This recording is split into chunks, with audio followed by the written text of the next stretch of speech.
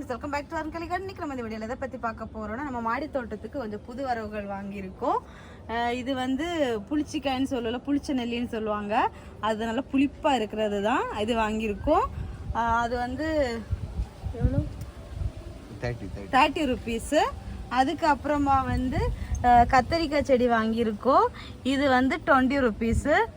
அதுக்கப்புறமா வந்து ரோஸ் வாங்கியிருக்கோம். இதெல்லாம் 30 ருபீஸ் ரோஸ் கலெக்ஷன்ஸ் தான். காஷ்மீரி ரோஸு 2 காஷ்மீரி ரோஸ் வாங்கியிருக்கோம். அப்புறமா இது வந்து பட்டன் ரோஸ் வெரைட்டி.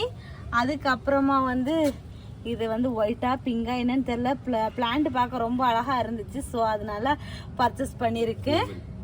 ஸோ இந்த பர்ச்சேஸ் பண்ணிட்டு வந்ததில் வந்து ஃபஸ்ட்டாக வந்து நம்ம வந்து ஹார்வெஸ்ட் பண்ணிக்கலாம் பூக்களை எல்லாத்தையும். ஏன்னா நம்ம வந்து பூக்களோட செடி வைக்கும்போது வாட தான் செய்யும்.